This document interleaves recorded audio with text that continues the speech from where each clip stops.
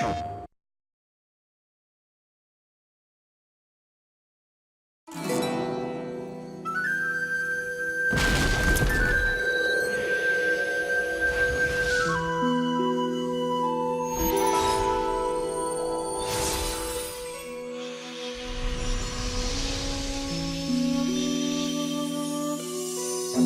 knew from the beginning we wanted it to be based around Celtic mythology, and we wanted a particular feel toward the world, so this feeling of a world suffused with magic. Our biggest draw was the Irish culture and Celtic influence in general.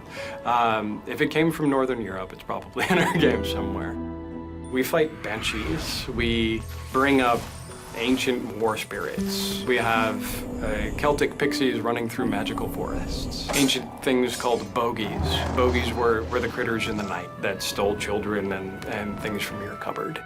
It's filled with knots and ghosts and sprites and bogies, but really it's brought into a modern understanding. We wanted to make sure to ground our game in some real mythology because we were going for an archetypal story. We wanted something that would be close enough to the medieval fantasy themes that gamers are very familiar with, but still fresh enough at the same time that it would feel like a new take on them.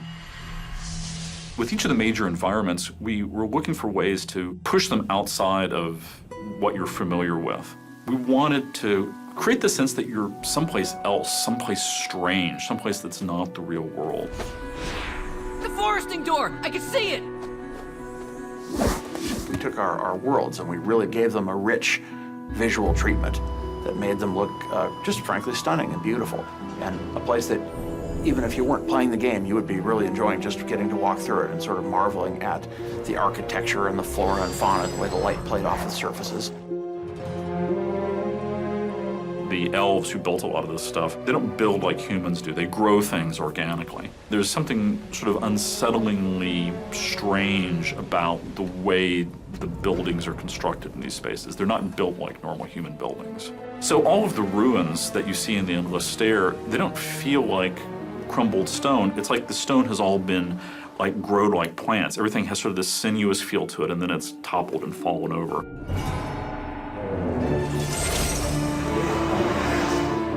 What we want is the player to always feel like that there is a sort of sense of menace in the world. When you first start off, you travel to the realm of the dead, and it creates a very particular sort of mood at the beginning of the game that immediately takes you outside of being in the real world.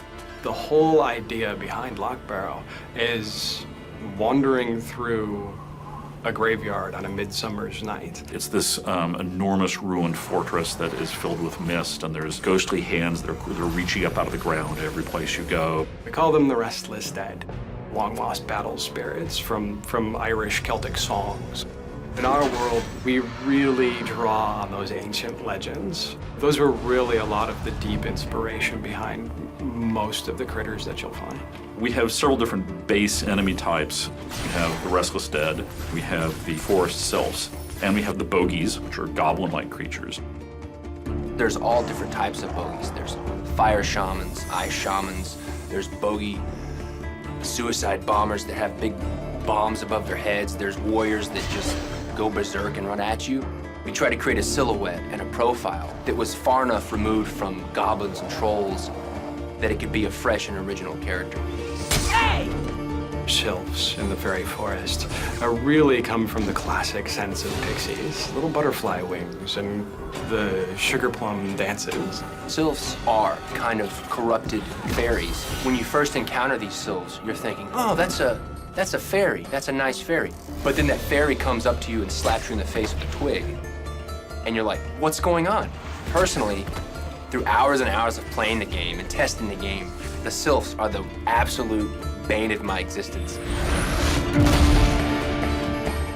The creatures that we've developed for Sorcery really draw from those global legendary critters. Ghosts, goblins, things that move in the woods. Just those childhood dreams that we all grew up, we all heard about in stories, those things that are timeless across every culture. PlayStation